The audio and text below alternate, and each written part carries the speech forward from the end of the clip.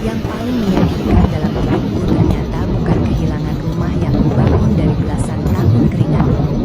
Yang membuat dadaku seperti diema setiap kali mengingatnya adalah kenyataan bahwa orang yang menjual rumah itu adalah orang yang selama ini paling kupercaya. Sampai sekarang aku masih sering terbangun di tengah malam, lalu bertanya pada diriku sendiri, bagaimana mungkin semua ini bisa terjadi? Aku bekerja siang malam, menahan rindu, melewatkan masa kecil anakku, menelan hinaan orang demi mengirim uang ke rumah. Tapi ketika aku pulang, rumah itu sudah menjadi milik orang lain. Kalau kalian jadi aku, apa yang pertama kali akan kalian lakukan? Mencari orang yang membeli rumah itu, memaafkan keluarga sendiri, atau memilih pergi tanpa memulai lagi? Aku benar-benar tidak tahu harus mulai dari mana. Setiap kali mengingat hari kepulanganku, napasku selalu terasa berat. Di dalam kepalaku masih tersimpan begitu jelas bayangan saat bus yang kutumpangi memasuki kampung. Jalan kecil yang dulu kulalui ketika berangkat merantau masih sama. Warung di ujung gang masih berdiri. Pohon mangga di dekat musala masih menjulang tinggi. Semuanya tampak sama, kecuali satu, rumahku. Rumah yang selama bertahun-tahun menjadi alasan aku bertahan hidup di negeri orang. Rumah yang selalu kubayangkan setiap kali tubuhku kelelahan bekerja. Rumah yang selalu kulihat dalam doa-doaku. Rumah itu sudah bukan rumahku lagi. Halaman depannya berubah. Temboknya berbeda. Pagar yang dulu kupilih sendiri sudah diganti. Di teras ada sepeda kecil yang tidak pernah kulihat sebelumnya. Jemuran pakaian milik orang lain bergoyang pelan angin. Aku berdiri mematung. Tas yang kubawa perlahan terlepas dari genggamanku. Aku sempat berpikir mungkin aku salah jalan. Mungkin ini bukan rumahku. Tapi pohon jambu di samping pagar masih ada. Sumur kecil di belakang rumah masih terlihat dari celah tembok. Tidak mungkin aku salah. Seorang anak kecil keluar dari dalam rumah sambil membawa mobil-mobilan.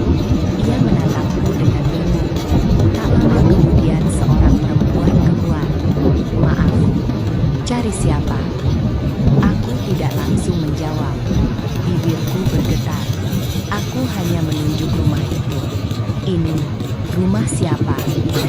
Perempuan itu terlihat heran. Rumah kami. Dunia seperti berhenti berputar. Aku mencoba tersenyum meski rasanya seluruh tubuhku kehilangan tenaga. Sejak kapan? Sudah hampir setahun. Setahun. Berarti selama hampir setahun rumah itu sudah berpindah tangan. Dan aku sama sekali tidak tahu. Aku melangkah mundur beberapa langkah. Kakiku terasa lemas.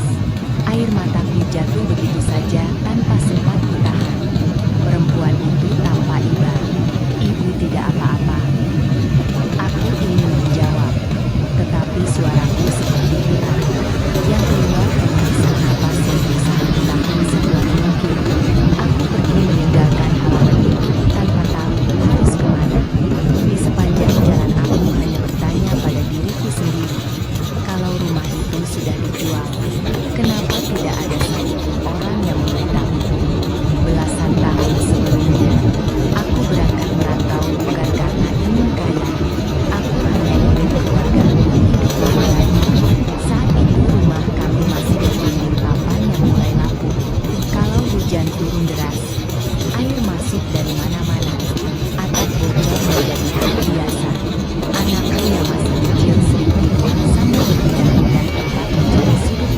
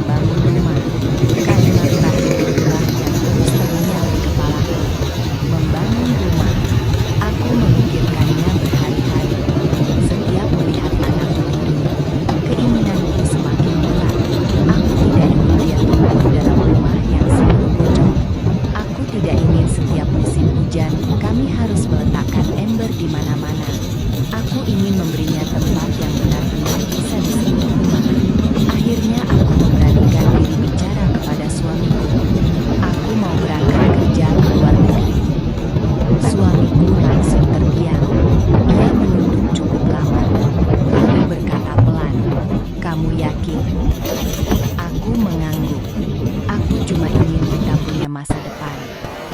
Ia menarik napas panjang. Aku takut. Aku juga. Tapi aku lebih takut melihat kita begini terus. Malam itu kami sama-sama menangis. Bukan karena ingin berpisah, melainkan karena sama-sama tahu bahwa keputusan itu akan mengubah hidup kami untuk waktu yang sangat lama. Aku memeluk anakku yang sedang tertidur. Kucium keningnya berkali-kali. Dalam hati aku berjanji, apapun yang terjadi, semua pengorbanan ini akan kubayar dengan sebuah rumah yang akan menjadi tempat kami berkumpul kembali. Aku sama sekali tidak pernah membayangkan rumah itulah yang kelak menjadi awal dari kehancuran keluargaku. Hari keberangkatanku tiba jauh lebih cepat daripada yang kubayangkan. Sejak subuh aku sudah terbangun, bukan karena suara alarm, melainkan karena semalaman aku hampir tidak bisa memejamkan mata. Setiap kali melihat wajah anakku yang masih terlelap, hatiku kembali goyah. Apa aku tega meninggalkannya? Apa semua ini benar-benar keputusan yang tepat? Namun setiap kali pandanganku beralih ke atap rumah yang bocor dan dinding papan yang mulai lapuk, aku kembali menguatkan diri. Aku harus pergi. Kalau bukan aku, siapa lagi yang akan mengubah nasib keluarga kecil kami? Ibuku datang membantu menyiapkan barang-barang. Apa semuanya sudah dibawa? Aku mengangguk pelan. Beliau merapikan kerudungku sambil tersenyum. Tenang saja, anakmu biar ibu yang bantu jaga. Kalimat itu membuatku sedikit lega. Saat itu aku benar-benar percaya kepada ibuku. Aku tidak pernah sedikit pun membayangkan bahwa suatu hari nanti justru kepercayaan itulah yang akan menghancurkanku. Suamiku mengangkat koper ke depan rumah. Matanya sembab. Sejak semalam ia lebih banyak diam. Saat mobil penjemput datang, anakku yang baru berusia 4 tahun tiba-tiba terbangun. Ia berlari kecil menghampiriku. "Ibu, jangan pergi." Suara kecil itu masih terdengar jelas di telingaku sampai hari ini. Aku langsung memeluknya erat, sangat erat. Seolah-olah pelukan itu bisa kusimpan selama bertahun-tahun. "Ibu cuma kerja dulu ya, Nak. Jangan lama." "Iya. Besok pulang." Dadaku langsung sesak. Bagaimana mungkin aku menjelaskan kepada anak sekecil itu bahwa besok yang ia maksud mungkin baru datang beberapa tahun lagi? Aku hanya mengangguk sambil terus mencium pipinya. "Ibu janji bakal pulang." "Janji. Janji." Tangannya yang kecil menggenggam jariku begitu kuat, sampai akhirnya suamiku perlahan melepaskan genggaman itu. "Ayo, nanti terlambat." Aku melangkah masuk ke mobil. Lewat kaca jendela, kulihat anakku menangis sambil berlari mengejar mobil yang mulai bergerak. "Ibu." Suara itu perlahan menghilang bersama jarak. Saat itulah aku menangis sejadi-jadinya. Aku memalingkan wajah ke jendela agar tidak ada orang lain yang melihat. Aku terus bertanya dalam hati, semoga semua air mata ini tidak sia-sia. Semoga saat aku pulang nanti, semua luka ini sudah berubah menjadi kebahagiaan. Hari-hari pertamaku di negeri orang sangat jauh dari bayanganku. Aku bekerja hampir tanpa mengenal waktu. Bangun sebelum matahari terbit. Tidur ketika hampir tengah malam. Setiap hari rasanya sama. Membersihkan rumah, mencuci, menyetrika, memasak, mengurus anak majikan. Kadang kakiku masih terus bergerak meski tubuhku sudah ingin menyerah. Beberapa kali aku menangis diam-diam di kamar kecil. Bukan karena pekerjaannya, tetapi karena rindu. Saat makan siang aku sering membuka foto anakku yang kusimpan di ponsel. Foto itu mulai buram karena terlalu sering kulihat. Setiap kali rasa lelah datang, aku selalu berkata pada diriku sendiri, bertahan sedikit lagi. Aku mulai hidup sehemat mungkin. Aku hampir tidak pernah membeli pakaian baru. Kalau teman-teman sesama pekerja mengajakku berjalan-jalan saat libur, aku lebih memilih tetap di kamar. Bukan karena tidak ingin bersenang-senang, tetapi karena setiap uang yang tidak kukeluarkan berarti ada tambahan untuk membangun rumah. Aku bahkan terbiasa makan sekadarnya. Yang penting cukup. Sisanya kutabung. Beberapa bulan kemudian, gaji pertamaku masuk. Tanganku gemetar saat melihat jumlahnya. Aku langsung menelepon suamiku. Halo. Suara di seberang membuat mataku langsung basah. Alhamdulillah kamu sehat. Iya. Anak gimana? Sehat. Tadi dia nyariin ibunya. Aku menggigit bibir agar tidak menangis. Transferannya sudah masuk belum? Baru saja. Pakai buat kebutuhan dulu. Kamu tenang saja. Sisanya ditabungnya. Iya. Aku ingin mulai bangun rumah sedikit demi sedikit. Iya. Suamiku selalu menjawab dengan tenang. Tidak banyak bicara. Justru itu yang membuatku semakin yakin. Aku percaya kepadanya. Aku percaya kepada keluargaku. Aku percaya setiap rupiah yang kukirim akan menjadi fondasi rumah impian kami. Waktu berjalan begitu cepat. 1 tahun, 2 tahun, 3 tahun. Aku melewatkan begitu banyak momen yang seharusnya kulalui bersama anakku. Aku tidak melihat hari pertama ia masuk sekolah. Aku tidak ada ketika ia demam tinggi. Aku tidak sempat memeluknya saat ia menangis karena jatuh dari sepeda. Semua hanya kudengar lewat telepon. Kadang setelah sambungan ditutup, aku duduk sendirian di sudut kamar. Air mata jatuh tanpa suara. Aku hanya memandangi kalender yang kutempel di dinding. Setiap tanggal yang kulewati selalu kuberi tanda. Aku menghitung hari menuju kepulangan. Aku membayangkan saat nanti kami bisa tinggal bersama di rumah yang kubangun dari hasil jerih payahku. Bayangan itu selalu menjadi obat bagi semua rasa lelahku. Lalu pada suatu sore, suamiku mengirimkan beberapa foto. Jantungku langsung berdegup lebih cepat. Di layar ponselku terlihat fondasi rumah mulai berdiri. Dinding bata mulai tersusun. Beberapa tukang tampak sedang bekerja. Aku memperbesar foto itu berkali-kali. Tangisku pecah. Bukan karena sedih, melainkan karena untuk pertama kalinya aku merasa seluruh pengorbananku mulai memiliki bentuk. Aku mencium layar ponselku sambil tersenyum sendiri. Sebentar lagi. Aku berbisik pelan.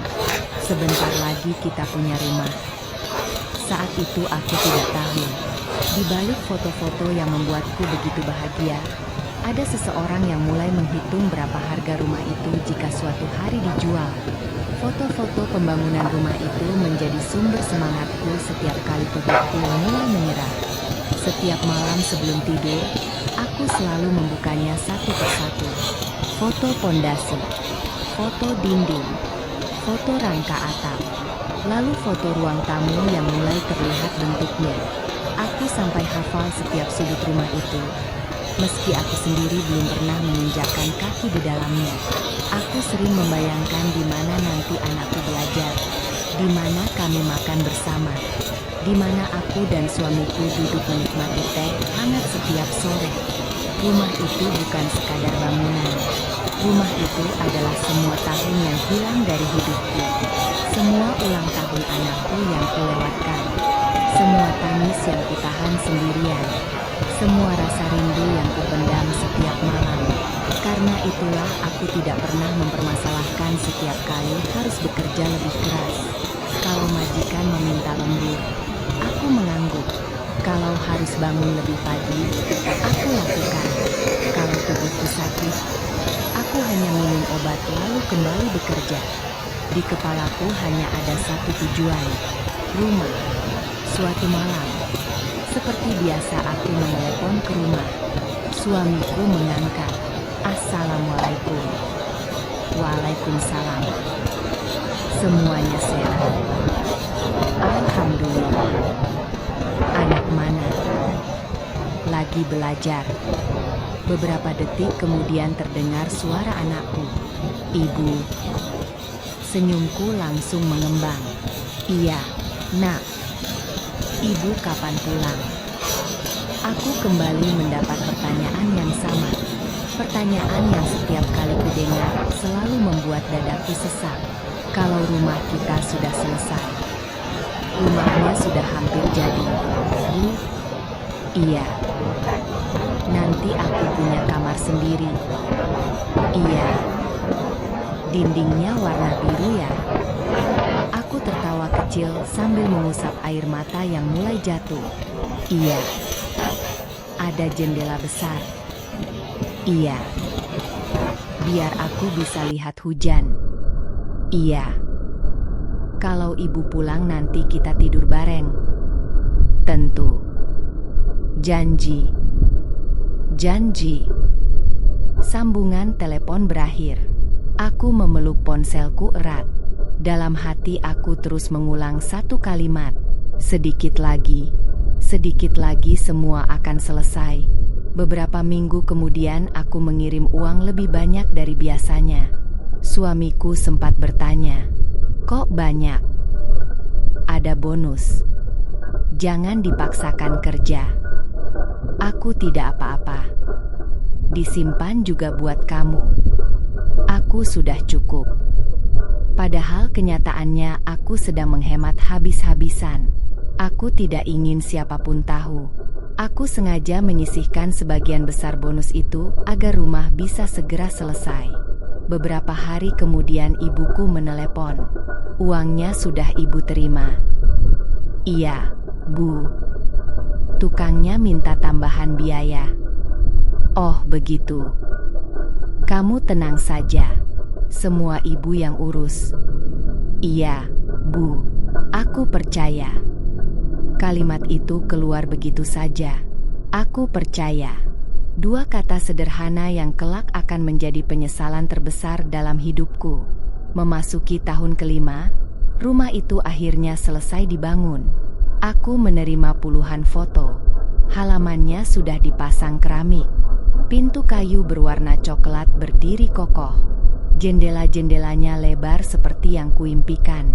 Di ruang tamu bahkan sudah ada sofa sederhana yang kubeli dari hasil lembur beberapa bulan sebelumnya. Aku memperbesar setiap foto. Air mataku menetes tanpa bisa kutahan. Alhamdulillah. Aku berkali-kali mengucapkannya. Teman sekamarku yang melihat hanya tersenyum. "Akhirnya selesai ya?" Aku mengangguk sambil mengusap mata. "Iya." "Kapan pulang?" "Belum." "Loh, aku mau memperpanjang kontrak." "Kenapa?" "Kalau pulang sekarang, tabungan kami belum cukup." "Rumahnya kan sudah jadi." "Iya. Tapi aku ingin anakku nanti sekolah tanpa kekurangan."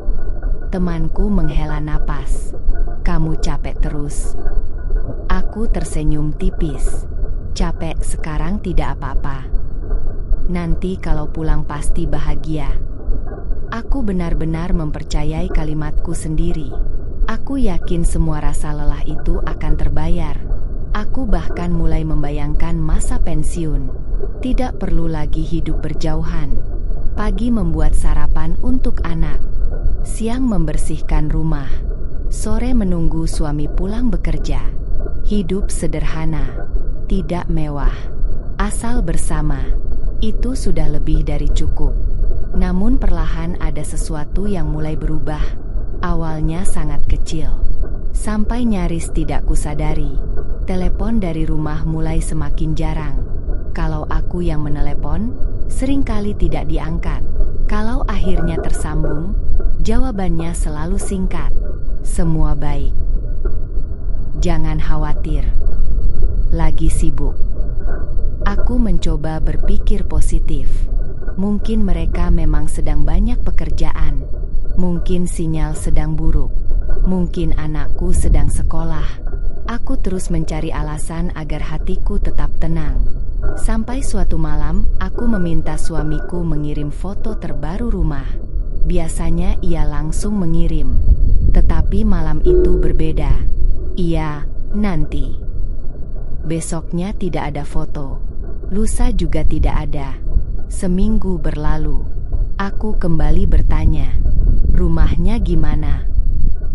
Baik. Boleh kirim foto? Nanti ya. Jawabannya terdengar datar. Entah kenapa, untuk pertama kalinya sejak aku merantau, ada perasaan yang tidak bisa kujelaskan. Perasaan kecil, sangat kecil, tetapi cukup membuatku sulit tidur malam itu.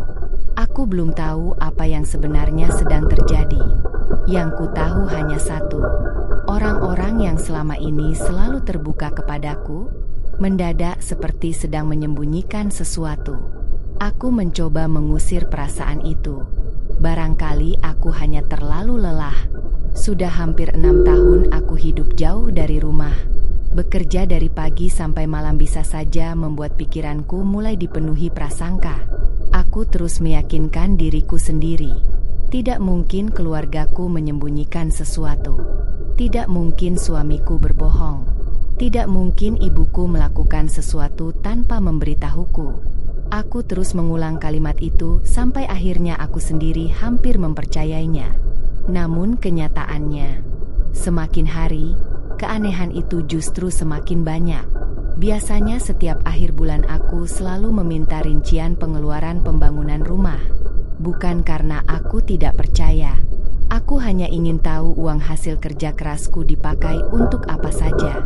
Selama bertahun-tahun, suamiku selalu mengirim foto nota. Nota semen, nota pasir, nota kayu, nota keramik. Semuanya lengkap. Tetapi kali ini berbeda. Saat aku bertanya, jawabannya terdengar terburu-buru. Notanya ada di ibu. Oh, ya sudah. Minta saja nanti. Ibu lagi sibuk. Tidak apa-apa. Besok juga boleh. Iya. Besoknya tidak ada kabar. Aku menunggu. 2 hari, 3 hari, seminggu. Tidak ada satupun foto yang dikirim. Akhirnya aku menelepon ibuku. Bu, notanya belum dikirim. Oh iya, nanti. Masih ada kan? Ada. Kalau sempat difoto saja. Iya. Jawabannya sama. Singkat, datar, tidak seperti biasanya. Dulu ibuku selalu bercerita panjang setiap kali kami berbicara. Beliau akan bercerita tentang tetangga, tentang sawah, tentang anakku, tentang ayam yang bertelur, tentang apa saja. Sekarang, pembicaraan kami bahkan tidak sampai 5 menit. Beliau seperti selalu ingin segera mengakhiri telepon. Ada tamu. Lagi masak. Lagi di luar. Lagi capek. Selalu ada alasan. Aku mulai merasa asing dengan orang yang melahirkanku sendiri. Beberapa minggu kemudian, aku menerima kabar bahwa adik laki-lakiku berhenti bekerja.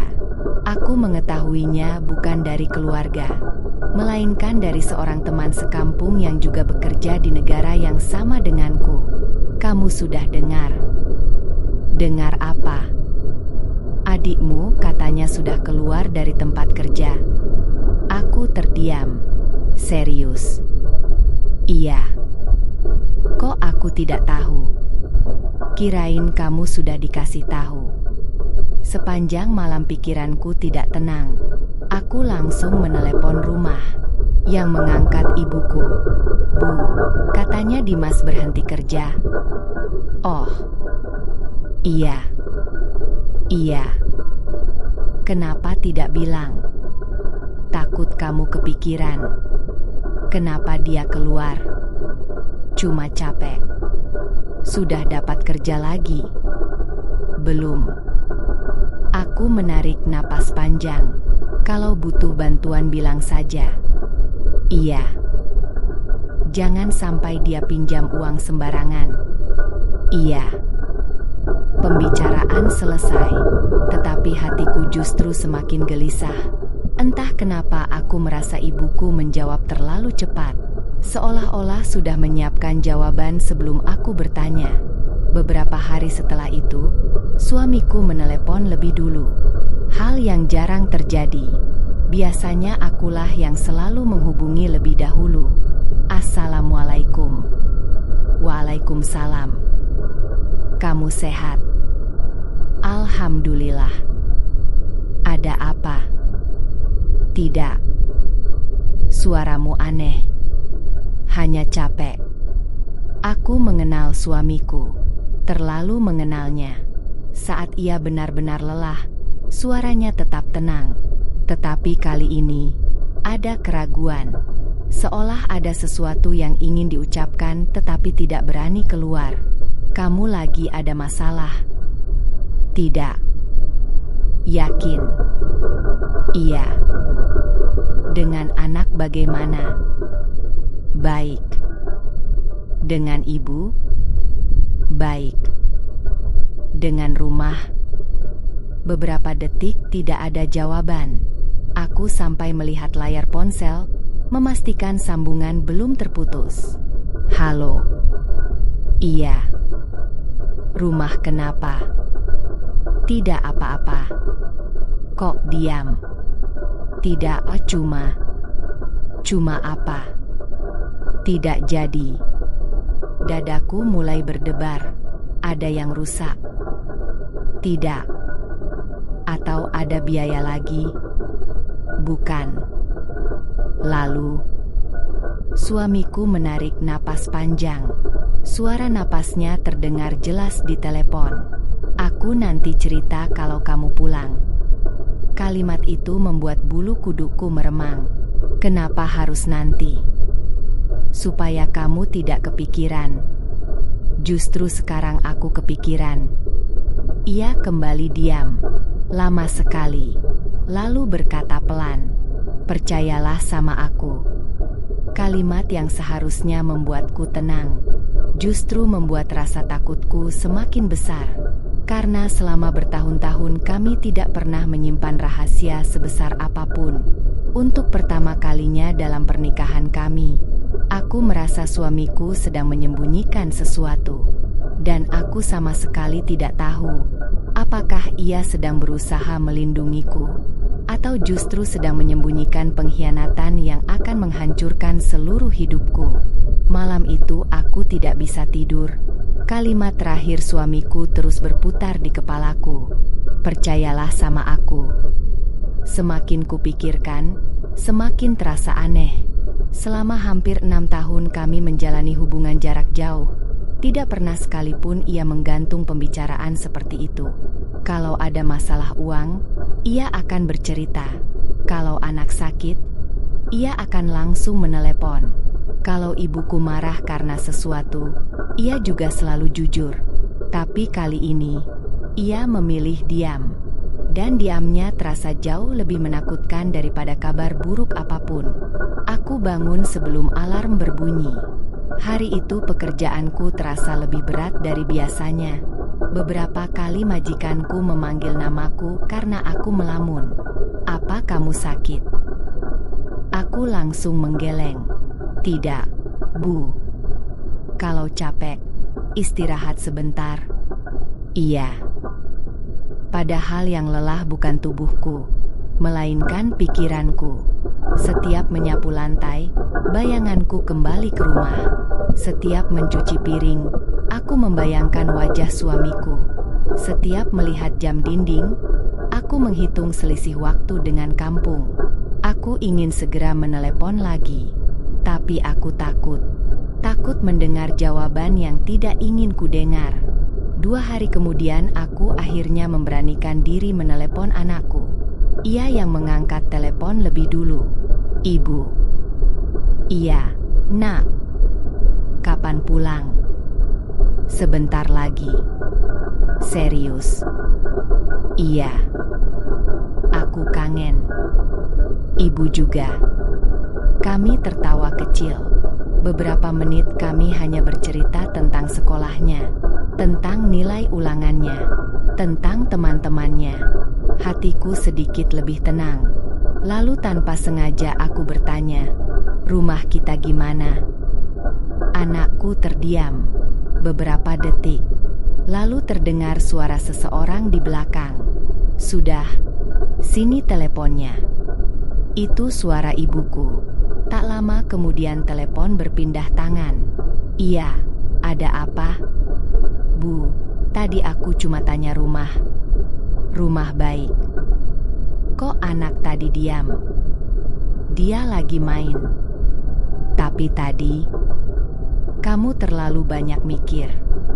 Kalimat itu terdengar seperti bentakan yang ditahan. Aku memilih diam. Namun setelah telepon ditutup, dadaku kembali sesak.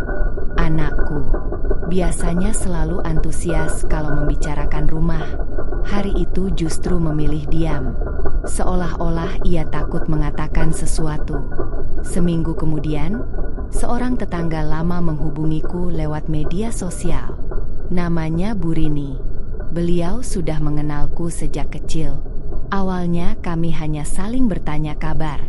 Beliau mengirim foto sawah, foto jalan kampung, foto musala yang baru dicat. Aku tersenyum melihat semuanya. Rasa rinduku sedikit terobati. Lalu beliau mengirim satu foto lagi, foto rumahku. Aku langsung memperbesar gambar itu. Halamannya tampak bersih. Tetapi ada sebuah mobil yang tidak pernah kulihat sebelumnya terparkir di depan pagar. "Siapa tamu itu, Bu?" Aku bertanya santai. Balasan Bu Rini tidak langsung datang. 5 menit, 10 menit, lalu akhirnya muncul. "Itu tidak apa-apa. Mungkin nanti kamu tahu sendiri." Aku langsung menegakkan badan. "Maksudnya?" Beliau tidak membalas. Aku mengirim pesan lagi. "Bu, tolong jawab." Lama sekali tidak ada respons. Baru menjelang malam beliau membalas. "Maaf, Ibu tidak enak kalau harus cerita." Jantungku berdetak semakin cepat. "Cerita apa?" "Tidak usah sekarang. Bu, jangan bikin saya makin kepikiran." Beliau sedang mengetik, lalu berhenti, mengetik lagi, berhenti lagi. Aku terus menatap layar. Akhirnya satu kalimat masuk. "Kalau memang keluargamu belum cerita, Ibu juga tidak berhak mendahului." Tanganku mulai dingin. Aku membaca kalimat itu berulang kali. Artinya, memang ada sesuatu. Dan ternyata, tetanggaku tahu. Tetapi aku sebagai pemilik rumah, justru menjadi orang terakhir yang tidak mengetahui apa-apa. Sejak malam itu aku mulai menelepon lebih sering. Kadang pagi, kadang siang, kadang malam. Tetapi hampir selalu ada alasan. Suamiku sedang keluar, ibuku sedang ke pasar, anakku sedang belajar, atau teleponku sama sekali tidak diangkat. Aku mulai merasa seperti orang asing. Padahal setiap batu bata rumah itu berdiri dari hasil keringatku. Setiap keramiknya ku beli dari uang lemburku. Setiap jendelanya ku pilih melalui panggilan video. Namun kini, untuk sekadar melihat foto terbaru rumah itu pun, aku seperti harus meminta izin. Dan jauh di dalam hatiku, ada satu firasat yang semakin sulit kuabaikan. Aku belum tahu apa yang sedang disembunyikan mereka. Tetapi aku mulai merasa, rahasia itu jauh lebih besar daripada yang sanggup kubayangkan. Aku akhirnya mengambil keputusan yang selama ini selalu kutunda. Aku tidak ingin terus hidup dalam dugaan. Kalau memang ada sesuatu yang sedang disembunyikan, lebih baik aku mengetahuinya sekarang daripada terus dihantui rasa takut. Malam itu juga aku menghubungi kantor penyalur tempatku bekerja. Kontrakku sebenarnya masih tersisa beberapa bulan. Kalau aku memaksakan pulang lebih cepat, ada potongan gaji yang cukup besar. Teman-temanku bilang aku sebaiknya bertahan. Sayang uangnya. Sekalian habiskan kontrak. Sudah 6 tahun, tinggal sebentar lagi. Aku hanya tersenyum. Kalau beberapa bulan sebelumnya aku pasti akan memilih bertahan. Tapi kali ini tidak. Ada sesuatu yang jauh lebih penting daripada uang. Hatiku.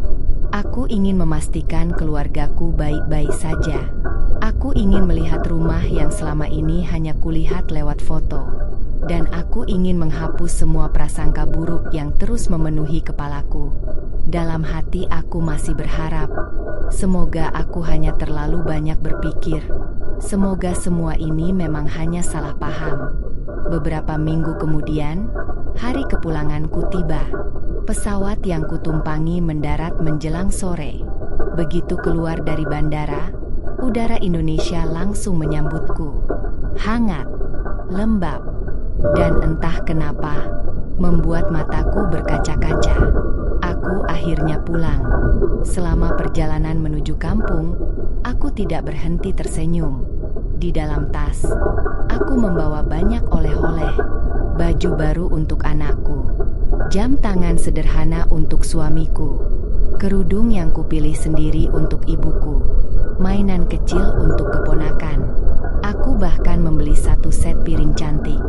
Aku membayangkan nanti piring itu akan kupakai saat kami makan bersama di rumah baru. Sesekali aku membuka galeri ponsel. Kulihat lagi foto rumah itu. Aku tersenyum. Sebentar lagi. Aku berbisik pelan. Bus terus melaju melewati jalan-jalan yang sangat kurindukan. Sawah yang mulai menguning. Anak-anak yang bermain layang-layang. Warung kopi tempat para bapak berkumpul. Semuanya terasa begitu akrab. Jantungku berdegup semakin cepat ketika kendaraan mulai memasuki desaku. Aku sudah membayangkan satu hal. Anakku akan berlari memelukku. Suamiku akan tersenyum sambil membawa koperku. Ibuku mungkin akan menangis melihatku pulang. Aku ingin memeluk mereka satu persatu. Aku ingin mengatakan bahwa semua perjuangan ini akhirnya selesai. Namun, semakin dekat ke rumah, semakin aneh suasananya. Tidak ada seorang pun yang menungguku. Padahal tanggal kepulanganku sudah kuberitahukan jauh-jauh hari. Aku mencoba berpikir positif. Mungkin mereka sedang menyiapkan kejutan. Mungkin mereka sedang memasak. Mungkin mereka terlambat. Aku turun dari kendaraan, mengangkat koperku sendiri, lalu berjalan pelan menuju rumah. Setiap langkah membuat senyumku semakin lebar. Sampai akhirnya, aku berhenti. Tubuhku mendadak kaku. Rumah itu sudah berubah. Cat yang kupilih berwarna krem sudah berganti menjadi abu-abu tua. Pagar besi hitam yang kubayar dari uang lemburku sudah tidak ada. Pot bunga yang dulu selalu ada di teras juga hilang. Di halaman berdiri sebuah mobil yang tidak kukenal. Jemuran penuh pakaian tergantung di samping rumah. Bukan pakaian keluargaku. Bukan juga pakaian anakku. Aku memejamkan mata sejenak. Mungkin aku salah masuk gang. Aku mundur beberapa langkah. Kulihat nomor rumah. Kulihat pohon jambu di samping pagar. Kulihat sumur tua di belakang. Tidak, ini memang rumahku. Tanganku mulai gemetar. Aku melangkah mendekati pagar. Belum sempat aku mengetuk pintu, seorang anak kecil keluar sambil berlari. Usianya mungkin sekitar 5 tahun. Ia memandangku dengan heran. Tak lama kemudian seorang perempuan muda muncul dari dalam rumah. Ia tersenyum sopan. "Maaf, Bu, cari siapa?" Aku mencoba menjawab, tetapi tenggorokanku terasa sangat kering. "Ini." Aku menunjuk rumah itu. "Rumah siapa?" Perempuan itu tampak bingung. "Rumah kami." Dadaku seperti dihantam sesuatu yang sangat keras. "Sejak kapan?" "Hampir setahun." Kalimat itu membuat dunia di sekelilingku terasa sunyi. Aku tidak lagi mendengar suara ayam, tidak mendengar suara motor, tidak mendengar anak-anak bermain. Yang terdengar hanya detak jantungku sendiri. Perempuan itu kembali bertanya pelan, "Ibu tidak apa-apa?" Aku tidak mampu menjawab. Air mata mengalir begitu saja. Aku mundur perlahan, lalu berbalik, berjalan tanpa arah. Kakiku terasa ringan, tetapi dadaku begitu berat. Rumah yang kubangun selama bertahun-tahun sudah menjadi milik orang lain, dan aku baru mengetahuinya saat berdiri di depan pintunya sendiri. Aku belum sempat memahami semuanya, belum sempat menerima kenyataan, belum sempat bertanya kepada siapapun. Tiba-tiba terdengar suara yang sangat kukenal memanggil dari belakang. "Ambak." Aku menoleh perlahan. Tetanggaku, Bu Rini, berdiri beberapa meter dariku. Wajahnya terlihat terkejut, lalu berubah menjadi iba. Beliau menghampiriku dengan langkah pelan. "Ibu kira kamu sudah tahu." Aku hanya menatapnya. Air mataku masih terus mengalir. "Apa yang sebenarnya terjadi, Bu?" Bu Rini menggigit bibirnya. Beliau melihat ke arah rumah itu, lalu kembali menatapku. "Ayo, kita bicara di rumah Ibu." Cara beliau mengucapkan kalimat itu membuatku sadar. Kebenaran yang akan kudengar jauh lebih menyakitkan daripada kehilangan rumah itu sendiri. Aku mengikuti Bu Rini tanpa banyak bicara. Langkahku terasa berat. Beberapa kali aku menoleh ke arah rumah yang dulu kubangun dengan penuh harapan. Rumah itu masih berdiri, masih kokoh, masih indah. Tetapi sekarang, aku hanya seperti orang asing yang lewat di depannya. Bu Rini membukakan pintu rumahnya. "Ayo masuk dulu." Aku duduk di kursi bambu di ruang tamunya. Tanganku masih gemetar. Beliau meletakkan segelas air putih di depanku. "Minum dulu." Aku menggeleng pelan. "Bu." Suaraku hampir tidak keluar. "Tolong bilang yang sebenarnya." Bu Rini menarik napas panjang. Beliau tampak bimbang. Beberapa kali membuka mulut, lalu menutupnya kembali. "Ibu sebenarnya tidak ingin ikut campur urusan keluarga orang. Tapi melihat keadaanmu sekarang..." Beliau memejamkan mata sesaat. "Ibu sudah tidak tega lagi." Aku menggenggam ujung bajuku erat-erat. "Rumah itu memang dijual." Kalimat itu seperti pisau yang kembali menusuk dadaku. Mereka bilang, "Kamu sudah setuju." Aku langsung mengangkat kepala. "Apa?" "Mereka bilang kamu sudah memberi izin dari luar negeri." Aku menggeleng cepat. "Tidak mungkin. Aku tidak pernah menyuruh siapapun menjual rumah itu." Bu Rini mengangguk pelan. "Itulah yang membuat banyak tetangga heran. Tapi waktu itu keluargamu bilang semuanya sudah dibicarakan denganmu." Aku menundukkan kepala. Pikiranku mulai kacau. Kalau semua orang percaya aku sudah menyetujui penjualan itu, berarti seseorang memang sengaja mengatakan kebohongan atas namaku. Apa suamiku yang menjualnya? Pertanyaan itu keluar begitu saja. Bu Rini tidak langsung menjawab. Beliau terlihat ragu. "Ibu tidak pernah melihat langsung." Tapi apa? "Beberapa kali ibu melihat suamimu bertengkar dengan ibumu." Aku terdiam. "Bertengkar?" "Iya. Keras sekali." "Soal rumah?" Bu Rini mengangguk pelan. Waktu itu pintunya terbuka. "Ibu tidak sengaja mendengar. Ayahmu sudah lama meninggal." Yang paling keras bicara justru ibumu. Aku mencoba mengingat semua percakapan dengan suamiku selama beberapa bulan terakhir.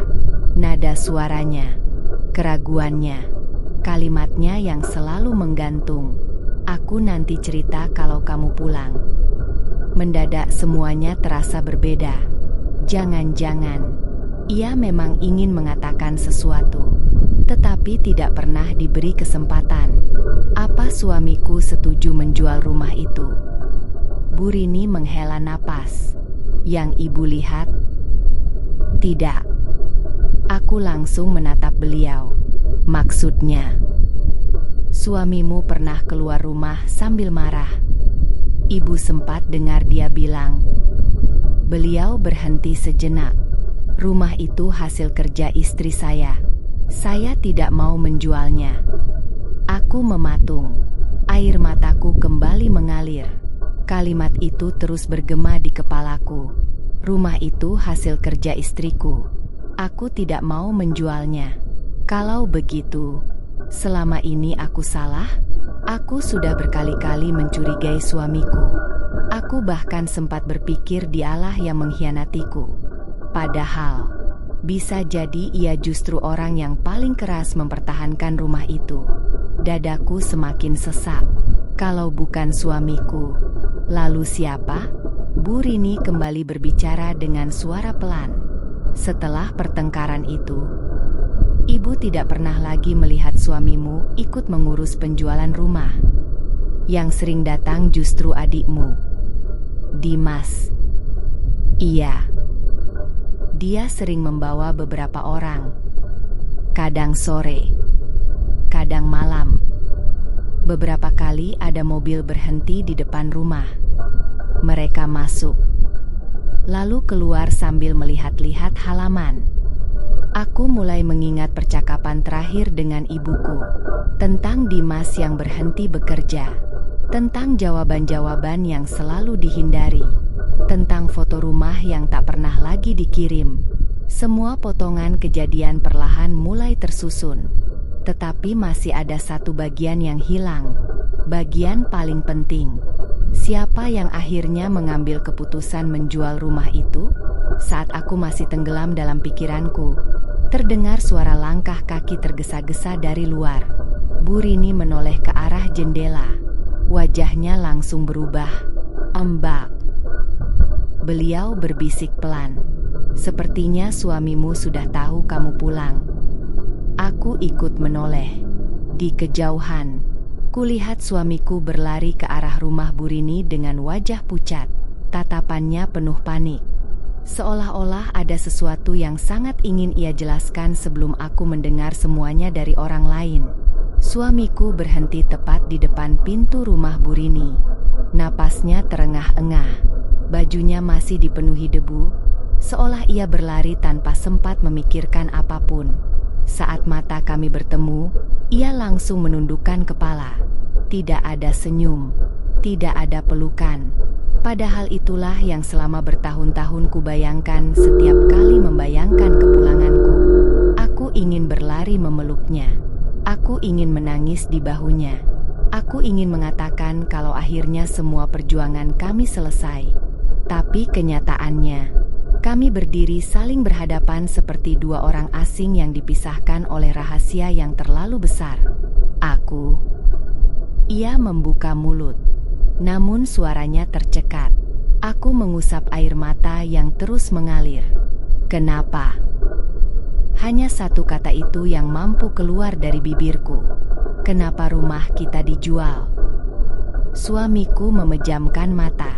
Rahangnya mengeras. Tangannya mengepal begitu kuat hingga buku-buku jarinya memutih. Aku sudah berusaha mempertahankannya. Kalimat itu keluar sangat pelan. Aku menatapnya tanpa berkedip. Kalau memang kamu berusaha, kenapa rumah itu tetap dijual? Ia menarik napas panjang. Lawan yang kuhadapi bukan orang lain, tapi keluargamu sendiri. Dadaku kembali sesak. Kamu harus jelaskan semuanya. Aku akan jelaskan. Tapi tolong, jangan benci aku sebelum kamu tahu semuanya. Aku tertawa kecil. Tawa yang bahkan terdengar asing di telingaku sendiri. Bagaimana aku tidak marah? Rumah itu dibangun dari setiap tetes keringatku. Dari setiap ulang tahun anak yang kulewatkan. Dari setiap malam yang kulewati sendirian. Aku bahkan tidak tahu rumah itu sudah bukan milikku. Suamiku menundukkan kepala lebih dalam. Aku tahu.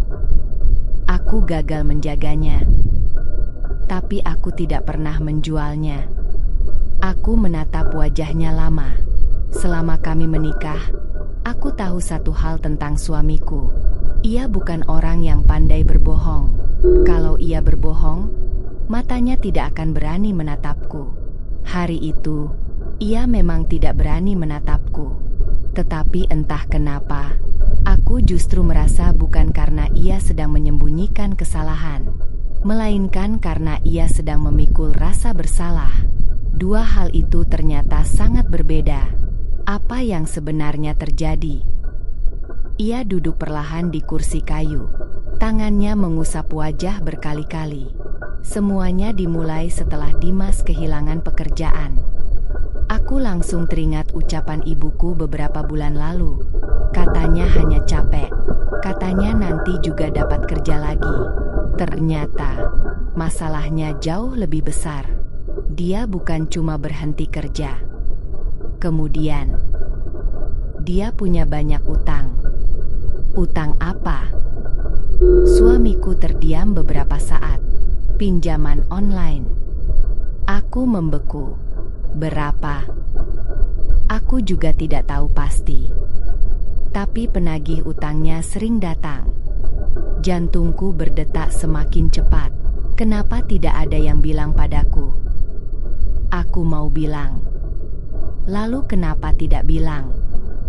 Ibumu melarang. Aku langsung menatapnya. Melarang? Iya. Katanya kamu sudah terlalu capek bekerja. Katanya masalah keluarga cukup diselesaikan di kampung. Aku menggigit bibirku sendiri, sampai terasa nyeri. Selama ini, setiap kali aku bertanya kabar, mereka selalu menjawab baik-baik saja. Padahal kenyataannya, rumah kami sedang dikepung masalah. Suamiku kembali bercerita. Awalnya aku pikir utangnya bisa diselesaikan sedikit demi sedikit. Aku juga membantu sebisaku. Tapi semakin lama, penagihnya semakin sering datang. Mereka datang pagi, datang malam, bahkan pernah berteriak-teriak di depan rumah. Aku memejamkan mata. Bayangan rumah yang selama ini kujaga dalam angan, ternyata dipenuhi teriakan orang-orang yang menagih utang. Aku malu. Suamiku berkata lirih, "Anak kita sampai takut keluar rumah. Setiap ada suara motor berhenti di depan pagar, dia langsung lari masuk." Air mataku kembali jatuh. Anakku, ia menghadapi semua itu sendirian.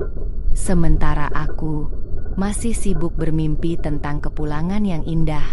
Lalu kapan rumah mulai dibicarakan untuk dijual? Pertanyaan itu keluar dengan suara gemetar. Suamiku tidak langsung menjawab. Ia menoleh ke arah Bu Rini, lalu kembali menatapku. Hari itu, ibumu mengumpulkan kami semua. Ada aku, Dimas, ibumu, dan dua orang yang belum pernah kulihat sebelumnya. Siapa mereka? Katanya, calon pembeli. Tubuhku langsung menegang. Apa? Aku langsung menolak. Aku bilang rumah itu bukan milik kami. Itu hasil kerja kamu. Aku tidak punya hak menjualnya. Lalu, suamiku menarik napas panjang. Ibumu marah. Beliau bilang, rumah ini dibangun untuk menyelamatkan keluarga. Kalau Dimas masuk penjara karena utang, kamu sanggup tanggung jawab? Aku memejamkan mata. Kalimat itu sangat mirip dengan cara ibuku berbicara. Selalu memakai alasan keluarga. Selalu membuat orang lain merasa bersalah kalau tidak mengalah. Tapi aku tetap menolak. Aku bilang kita harus menunggu kamu pulang. Lalu, suamiku berhenti bicara. Wajahnya berubah semakin pucat. Aku bisa melihat kedua tangannya kembali gemetar. Seolah bagian cerita berikutnya adalah bagian yang paling berat untuk diucapkan. Aku menelan ludah. Lalu apa? Ia menatapku dengan mata yang mulai dipenuhi air mata. Lalu, ibumu menunjukkan sebuah surat. Sebuah surat yang katanya, "Sudah ditandatangani olehmu." Aku merasa seluruh tubuhku membeku. Surat. Suamiku mengangguk pelan. "Iya." Katanya, "Kamu sudah menyetujui penjualan rumah." Aku langsung menggeleng kuat-kuat. Tidak mungkin. Aku tidak pernah menandatangani surat apapun. Aku bahkan tidak pernah menerima telepon tentang penjualan rumah. Suamiku menatapku lama. Aku tahu. "Kamu percaya?" Ia mengangguk tanpa ragu. "Aku percaya. Karena aku kenal kamu. Kalau memang kamu ingin menjual rumah itu, kamu pasti akan bicara langsung denganku." Kalimat itu membuat dadaku kembali sesak. Di tengah semua kekacauan ini, masih ada satu orang yang tetap percaya kepadaku. Tetapi kepercayaan itu ternyata tidak cukup untuk menyelamatkan rumah kami. Aku minta lihat surat itu. Suamiku menghela napas panjang. "Ibumu tidak memberikannya. Beliau hanya menunjukkannya dari jauh." Aku sempat meminta membacanya, tapi beliau bilang semuanya sudah selesai. Katanya kamu sudah menyetujui. Katanya tidak perlu diperdebatkan lagi. Aku mengepalkan kedua tanganku. "Terus kamu diam saja." Aku tidak diam. Aku marah. Aku bilang aku mau menghubungimu. Lalu, ibumu mengambil ponselku. Aku langsung terdiam. "Apa?" Beliau bilang, "Kalau kamu benar-benar sayang sama istrimu, jangan ganggu pikirannya. Dia bekerja mati-matian di sana.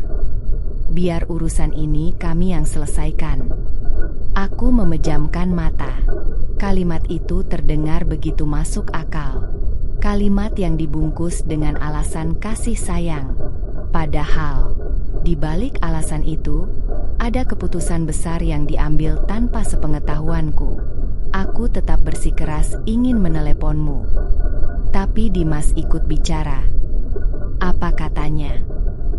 "Mbak pasti setuju. Kalau utangku tidak dibayar, semua orang di rumah bakal kena masalah. Nanti aku ganti uangnya sedikit demi sedikit." Suamiku tertawa hambar. "Sampai sekarang, 1 rupiah pun tidak pernah kembali." Aku menundukkan kepala. Semua yang kudengar mulai membentuk satu gambaran yang utuh. Adikku kehilangan pekerjaan. Ia terlilit utang. Penagih datang ke rumah. Ibuku panik. Lalu rumahku dijadikan jalan keluar. Rumah yang kubangun dengan mengorbankan bertahun-tahun hidupku. Rumah yang bahkan belum sempat kutinggali. Rumah itu dijual untuk menutup masalah yang bahkan bukan kubuat. Aku mengusap wajahku perlahan. "Berapa rumah itu dijual?" Suamiku menyebutkan angkanya. Aku langsung terkejut. "Itu murah sekali." "Iya. Nilainya bahkan jauh di bawah biaya pembangunannya." Aku tahu. Kenapa dijual semurah itu? Karena mereka bilang butuh uang cepat. Aku menggigit bibirku. Semakin lama aku mendengar cerita ini, semakin terasa bahwa rumah itu tidak dijual karena pilihan. Rumah itu dijual karena kepanikan. Dan dalam keadaan panik, tidak ada satupun orang yang berpikir untuk menghubungiku. Orang yang paling berhak menentukan nasib rumah itu, Bu Rini yang sejak tadi diam akhirnya ikut berbicara. "Nak." Aku menoleh. "Ada satu hal lagi." "Apa?" Ibu sebenarnya tidak sengaja melihat waktu orang-orang itu datang mengurus surat. Aku langsung menegakkan badan. "Maksud ibu?" "Waktu itu mereka keluar dari mobil. Ada map warna coklat. Terus, ibu sempat melihat ibumu meminta Dimas menandatangani beberapa berkas." "Dimas?" "Iya." Padahal, Bu Rini berhenti sejenak. Setahu ibu, rumah itu bukan atas nama Dimas. Jantungku berdetak semakin cepat. Aku menoleh kepada suamiku. Ia perlahan mengangguk. Benar. Rumah itu bukan atas nama Dimas. Bukan juga atas namaku. Aku langsung berdiri. Lalu atas nama siapa? Suamiku menatapku. Tatapannya penuh rasa bersalah. Lalu dengan suara yang sangat pelan, ia berkata, "Rumah itu atas nama kamu." Kalimat itu membuatku semakin bingung.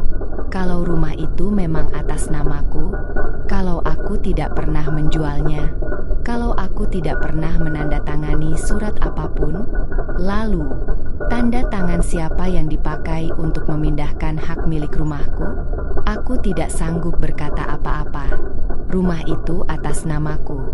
Artinya, secara hukum, tidak seorang pun berhak menjualnya tanpa persetujuanku. Aku menatap suamiku dengan mata yang mulai dipenuhi kemarahan.